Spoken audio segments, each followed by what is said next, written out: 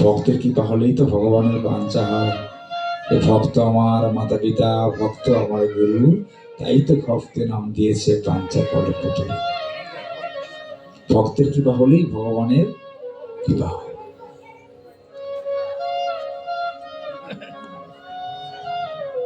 আমরা ভক্ত সেবা দিই, আসলে কি ভক্ত সেবা হয়? ভক্ত সেবা দিতে হলে বিনয়হীন হতে হয়, বিনয়ী হতে হয়। এক জায়গায় পাঠ করতে গিয়েছিলাম, এলাকার চেয়ারম্যান বাবা পাঠিয়ে নিলেন আমাকে। বাবা গিয়ে দেখি পাঠ শুরুর আধা ঘন্টা আগে ভোর 4:30 উঠতে হয়, স্নান করতে হয়, রায় জাগরণ করতে হয়। এক সিদ্ধ খাচ্ছে 4 মাস যাবত, সবাই অনেকেই খাচ্ছে না, নিরামিষ খাচ্ছেন অনেকেই। এই দিন কি আসে? এই কার্তিক মাসে খাবারের মধ্যে এত কৃপা ভগবান, এত স্বাদ বাকি 11 মাসে নেই। এই মাসে তো রোগ সব ক্যান্সারও লাগে না বাবা। এই মাসে ভগবান এত কৃপা দিয়ে গিয়েছে, এটা আমাদের মাসে এত কৃপা। কষ্ট করে একটা মাস নিরামিষ খান, একটা মাস। সামান্য ডাক্তারের কাছে একটা জীবন থেকে কত খাবার বাদ হয়ে যায়। কে বলেছে? ডাক্তার বলেছে। এই ডাক্তারকে যিনি সৃষ্টি করেছেন, যে মহা ডাক্তার, তিনি বলেছেন একটা মাস নিরামিষ খেতে, তা আমরা খাই না। এমন দিন আসতে পারে নাকের মধ্যে পাইপ দিয়ে জল ভরতে হতে পারে, খাবার ভেতরে শ্রাবণের শক্তি আমাদের থাকবে। দেশে একবার দুষ্ট হন, তো বলে যায় মানুষ একটা মাস বছরে নিরামিষ খাওয়ার চেষ্টা করে, কার্তিক মাসটা। যদি পৃথিবীতে আবার মনুষ্য রূপে আসতে চাও, যদি বৈকুণ্ঠ ধামে যেতে চাও, যদি পক্ষী কুলে আসতে না চাও, তাহলে এই একটা মাস নিরামিষ আহার করো। একটা মাস। সাধুরা একদিন ঘুমালেন না, জেগে আছেন। কে আসেন প্রতিদিন দেখবেন। প্রতিদিনের ন্যায় ছোট্ট বালক আসলো, এসে চরণ যুগল যখন খরমখানা যখন ধৈর্য করলেন, সাধুরা দরজা খুলে ওকে শক্ত করে ধরলেন। ধরা মাত্রই ভয় পেয়ে গিয়েছে, হাত জোর করে বলছে, আমাকে ছেড়ে দাও, আমাকে মেরো না। আমি জানি আমার স্পর্শের জল লেগে তোমাদের ভজন নষ্ট হয়ে গিয়েছে। আমি জানি এই পৃথিবীতে আমার মতো পাপী পৃথিবীতে আর কেউ, আমি দাসী পুত্র, আমি জানি তোমার শুদ্ধ সাত্বিক সাধু। আমাকে মেরো না। আমি কথা দিচ্ছি, আমি আগামীকাল থেকে আর তোমাদের জল দিতে আসবো না। সাধুরা অবাক হয়ে গেলেন। কে বলছো তুমি পাপী? কে বলছে তুমি নিচকুলজাত? এই পৃথিবীতে সেই ভক্তি সর্বশ্রেষ্ঠ ভক্ত, যে দান করে মনের অজান্তে। তুমি প্রতিনিয়ত আমাদের জল দান করে যাচ্ছ, আর তুমি কিনা বলছো তুমি অশুদ্ধ ভক্ত। ওরে, তোর মতো ভক্তই তো আমাদের দরকার, যে এই বয়সে ভগবানের প্রতি যার প্রেম, ভক্ত সেবার প্রতি যার কৃপা আছে, মায়া আছে। আগামীকাল হতে তুই আমাদের সাথে পরিক্রমা করবি। যখন এই কথা বলেছিলাম, কি বলেছিলাম? সাধুর প্রকৃত আহার হচ্ছে হরিনাম সংকীর্তন। যখনই বলেছেন আগামী কাল হতে তুমি আমার সাথে হরিনাম সংকীর্তন করবে, ওই আনন্দ ধরে দূরে চলে গেল মায়ের কাছে। ও মা, তুমি না বলেছিলে ভগবানকে ডাকলে একদিন ভগবানের কৃপা হয়? আজকে আমার প্রতি ভগবানের কৃপা হয়েছে, আমি আগামীকালও ওই সাধুর সাথে পরিক্রমায় যেতে পারবো। মায়ের আনন্দ ধরে বিদায় দিয়ে দিলেন। ছোট্ট খোকন পরিক্রমা করতে লাগলেন। পরিক্রমা করতে করতে একদিন, 2 দিন, 3 দিন, 4 দিন করে যখন প্রায় 1 মাস সমাপ্ত হয়ে যাবে, এখন ভক্তরা চলে যাবে। খোকন রে, আগামীকাল আমরা 58 ব্যঞ্জনের ভগবানকে নিবেদন করে এই নিয়ম সেবার মাস সাঙ্গ করে আমরা চলে যাব। তোর সাথে মনে আর কোনোদিন দেখা হবে না। এমনও ভক্তের সান্নিধ্য কি সহজে হয়? এমন ভক্তের সান্নিধ্য সহজে হয়? পৃথিবীতে সেই ব্যক্তি বড় দুর্ভাগা, যিনি 84 লক্ষ জনে ভ্রমণ করে দুর্লভ মনুষ্য জন্ম পেয়ে এই মধুর ভক্ত সঙ্গ পেয়েও তার থেকে বিচ্যুত হয়ে যায়। এর থেকে দুর্ভাগা পৃথিবীতে আর কেউ নাই। আমি তো সেই দুর্ভাগা, তোমাদের মতো সঙ্গ পেয়েও আজ বিচ্যুত হয়ে গেল। আমি জানি আমি দাসী পুত্র, তো তোমরা তোমাদের সাথে আমাকে নিয়ে।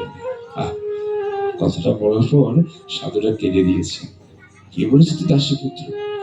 তোর কৃষ্ণ নাম তোর অধিকার নাই, কে বলেছে? আমি জানি তুই তোর মায়ের একমাত্র যক্ষের ধন। তোকে নিয়ে গেলে তোর মা বড় একা হয়ে যাবে। যদি তোর মা তোকে অনুমতি দেয়, আমরা আমাদের সাথে তোকে নিয়ে যাব। বাবা যেই কথা সেই কাজ, সয়ে গেলেন মার কাছে। ও মা, বলতে পারো এই পৃথিবীতে সবচেয়ে বড় ত্যাগ কোথায়? ত্যাগ হচ্ছে কৃষ্ণ পথে। সবচেয়ে বড় ব্যথা কোথায়?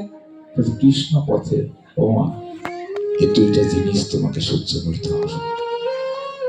আজ আমাকে বিদায় দিতে হবে, আমি কৃষ্ণ পথে যাব, পারবে না ত্যাগ করতে? তুমি না বলেছিলে একটা বংশ যদি একটা শুদ্ধ কৃষ্ণ ভক্তের সন্তানের উদয় হয়, ওই শুদ্ধ কৃষ্ণ ভক্ত সন্তানের সাহসের ফলে তারা 14 পুরুষ নিতাইকে হরিগুর বলে বৈকুণ্ঠ ধারে যাবে।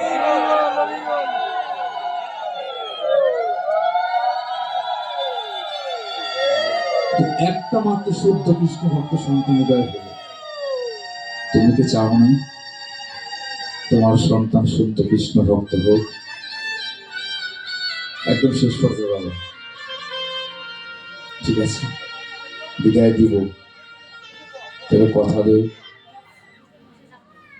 জীবনের শেষ প্রান্তে হলেও একদিন আমার সাথে শেষবারের মতো দেখা করে যাবে।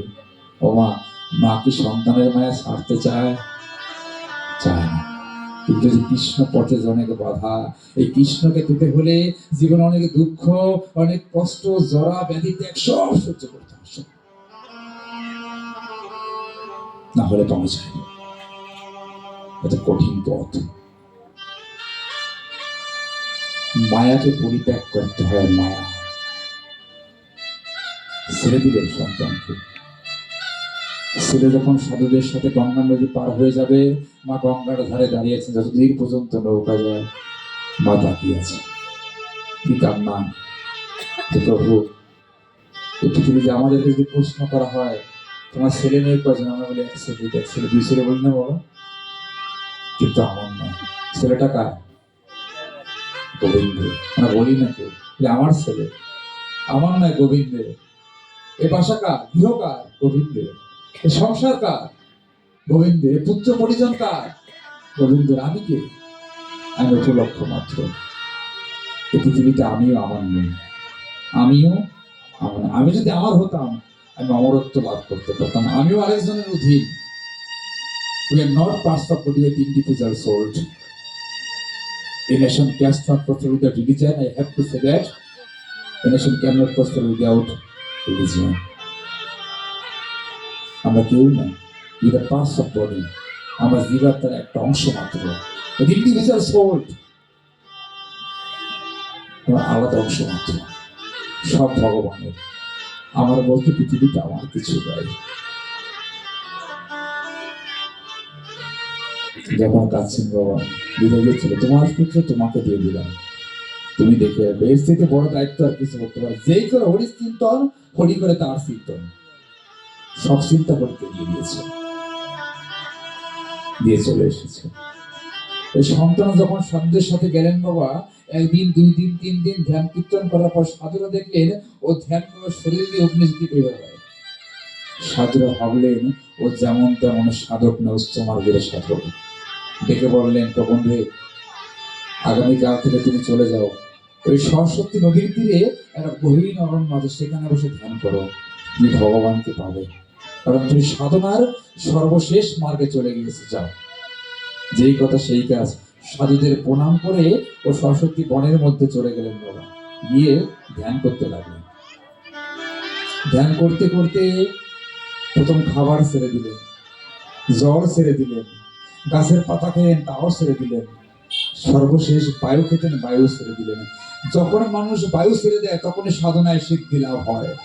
ও যখন বায়ু ছেড়ে দিয়েছে তখনই ভগবান দৈবকে বলছেন, এই তুমি এখানে বসে আছো কেন? তুমি তোমার মাকে কথা দিয়েছিলে, মৃত্যুর 1 দিন আগে হলো তুমি তোমার মায়ের দর্শন, তোমার মা তোমার জন্য বসে আছে, যাও মাকে দর্শন করে আসো। বাবা যেই কথা সেই কাজ। দৈবগণের ভগবানের আদেশ পেয়ে সে বাড়ির দিকে রওনা হলো। যখনই গিয়ে পৌঁছালেন, কিভাবে এসেছেন নিজেও জানে না, ভগবান নিয়ে এসেছেন বলে, যার কেউ নাই তারা পরমানন্দ গোবিন্দ আছে। যখন এসেছেন বাবা, গহীন রাত্র, অমাবস্যা রাত, চারদিকে গুড়গুড় অন্ধকার, আকাশ মেঘাচ্ছন্ন। এসে মায়ের দরজার সামনে দাঁড়িয়ে অনেক বছর পরে সেই ছোট্ট বালক আর ছোট্ট বালক নেই, অনেক বড় হয়ে ধ্যান অবস্থায় তো কখন যে সময় চলে গেছে নিজেই জানেন না। দেখুন বাবা, যারা ভাগবত কীর্তনের বাবা, কীর্তনে ভাগবতে গেলে কখন যে সময় চলে যায় নিজেরাই জানে। আছে না বাবা? এরা কৃষ্ণ, এই যে আপনারা সেখানে বসেছে প্রায় 2 ঘন্টা প্লাস, এখন শেষ পর্যায়ে 2 মিনিটের মতো আছে, কিন্তু কখন যে সময় চলে গিয়েছে শুদ্ধ ভক্ত তারা জানে না। এটাই ভগবানের কৃপা, ভক্তি মানে কৃপাই এইটা। ওই বাড়ি, ওই ঘর, ওই সংসার কিচ্ছু এখানে আসলে মনে থাকে না। সমস্ত দুঃখ থেকে, সমস্ত দুঃখকে ভুলে থাকা যায় ভাগবতের আসরে আসলে। এমন একটা আসর। তিনি যখন গেলেন, বলছে মা, মা গো চর্চা করে অতদিন পর তো মা ডাক শুনেছেন। এই পৃথিবীতে সন্তানের মুখে মা ডাকের থেকে মধুর ধ্বনি আর মায়ের কিছু হয় না। মা যখন ডেকেছেন, মা স্থির থাকতে পারলেন না, দরজা খুলে বের হয়ে বলছেন, কে তুমি? সন্তানকে চিনছেন না? আমি তোমার সেই ছোট্ট দুঃখ মনে আছে, বিদায় নিয়ে গিয়েছিলাম, কথা দিয়েছিলাম মৃত্যুর একদিন আগে হলেও তোমার সাথে দর্শন করবো, আজ এসেছিলাম। ও মা, আমি বড় তৃষ্ণার্ত, কতদিন তোমার হাতের দুধ খাইনি, একটু দুধ দিবে আমাকে? মা দেখলেন ঘরের মধ্যে দুধ নাই, ছোট্ট একটা মাটির কলস গ্লাস নিয়ে বলে, বাবা তুই বস, আমি তোকে দুধ খেয়ে নিয়েছি। যে বাড়িতে দহন করে মা মৃত্যু হয়ে গিয়েছেন, মৃত্যু সুই সুই, গেলেন সেই গৃহে, দুধ নিয়ে রওনা হলেন। বাবা, সামান্যতম দূরত্ব, এদিকে অনেক ঘন্টা পেরিয়ে যায়, মা আর ফিরে আসেন না। সন্তান মনটা চঞ্চল হয়ে উঠলো, মার তো এত সময় লাগার কথা না, মা কোথায় গেল? সন্তান উতলা হয়ে মাকে খুঁজতে বের হলেন। যখন হাঁটছেন, হাঁটতে হাঁটতে কিছু দূর যাওয়ার পরে পথের মধ্যে তিনি দেখলেন কে যেন রাস্তার মধ্যে শুয়ে, তার পায়ের স্পর্শ করলো। হঠাৎ করে বিদ্যুৎ চমকালো, বিদ্যুতের আলোতে দেখতে পেলেন তার মায়ের মতো পদযুগল দেখা যায়।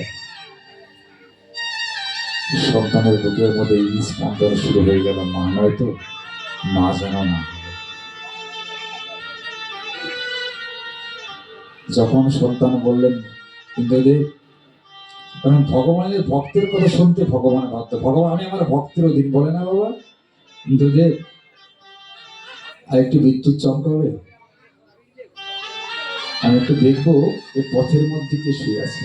ইন্দ্রদেব বিদ্যুৎ চমকালেন, পৃথিবীটা দিনের মতো ফর্সা হয়ে গেল, তার মায়ের মতো বুক অবয়ব দেখা যায়। ইন্দ্রদেব, আমি যতক্ষণ না পর্যন্ত তোমাকে থামতে পারো, তুমি একটা মুহূর্তের জন্য থামবে না, আমি দেখবো কে শুয়ে আছে। ইন্দ্রদেব দিয়ের মতো পরিষ্কার করে দিলেন, তাকিয়ে দেখলো তার মা শুয়ে আছে। মায়ের হাত থেকে সন্তানের জন্য আমি তো দুধের গ্লাসটা পরে মাটিটা ভিজে গিয়েছি। সন্তান মায়ের চরণের সামনে বসে বলছে, মা, মাগো, কতদিন তোমার হাতের দুধ খাই না, ছোট্ট একটা মাটির কলসে গ্লাসে করে দুধ আনতে গেলে সন্তানকে না দিয়ে তুমি পথের মধ্যে শুয়ে আছো। ও মা, ওঠো, একটু দুধ করে, আমি যে বলে তৃষ্ণান্ত মারে, যত খাবার পৃথিবীতে খাওয়া বলে মায়ের হাতের খাবারের মতো কোনো খাবার হয় না বাবা।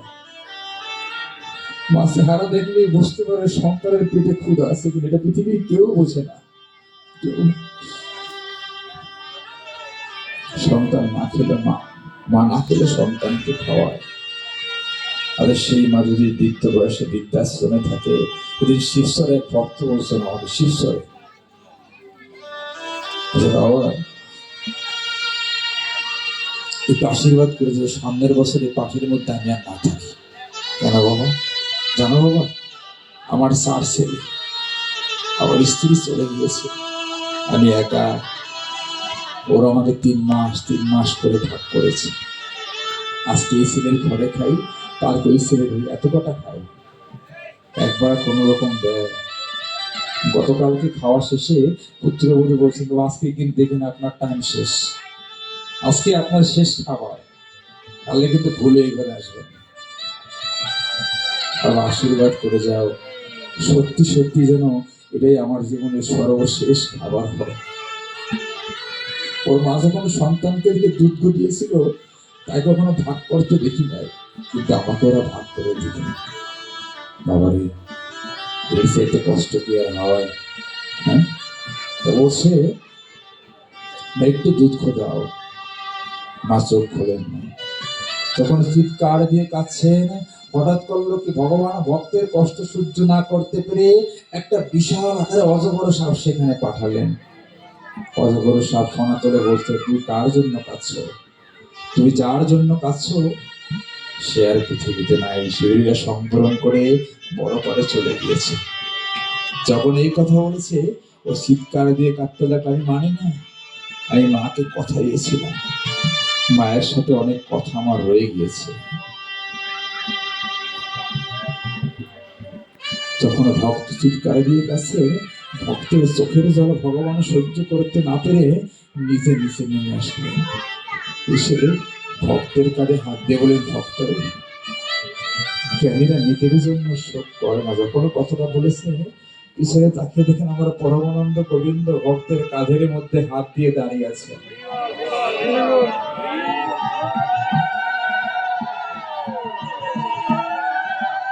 ভগবানে তুমি এসেছো,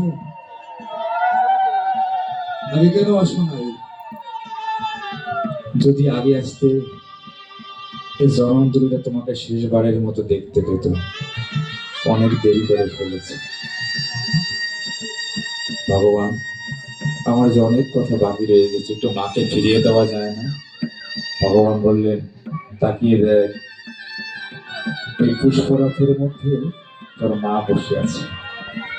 তোর মার দেহটা চলে গিয়েছে, কিন্তু আত্মাটা যায় না, আত্মাটা পুষ্পরথে বসে আছে। আর আমি ওই সুন্দর কাষ্ঠ দিয়ে সুন্দর করে শ্মশানে সাজিয়ে রেখেছি। কাজটা করবে কে জানিস? আমার সমস্ত পার্শ্বদরা। কেন জানিস? তোর মতো কৃষ্ণ ভক্ত সন্তানের মাঝে হয়, সে কি আর জমালয়ে যায় রে? তাকে নিয়ে যাওয়ার জন্য আমি বৈকুণ্ঠ থেকে স্বয়ং পুষ্পরাত নিয়ে এসেছি। তাকে চন্দর কাষ্ঠের মধ্যে তোর মা সৎকার হবে, দেহটা পুরো ছাই হয়ে যাবে, আর তোর মার আত্মারূপে দেহটাকে নিয়ে আমি পরমানন্দ গোবিন্দ সে নিতাইকে হরি বলে বলে বৈকুণ্ঠ। ভক্ত ভগবান কি করলেন জানেন না? ওই ভক্ত তার মাকে নিয়ে বৈকুণ্ঠে রওনা হলেন। আর সেই দুঃখ হলেন ভগবানের সবচাইতে কাছের পাশে। যেখানে শুরু করেছিলাম, কি বলেছিল? বেদব্যাস তোমার গল্প বলবো, তুমি সিদ্ধান্ত নিয়ে যে ভাগবত লিখবে, কিন্তু জানো বেদব্যাস ছোট্ট দাসীপুত্র ডাকে বলছে কি, আমি নারদ।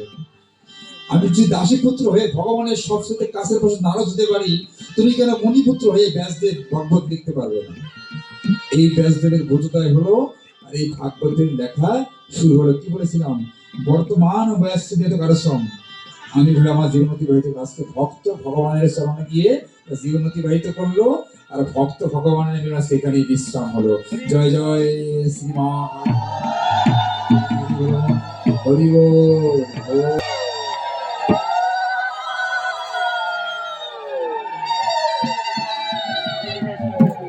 জয় নিতাই, জয় গৌর।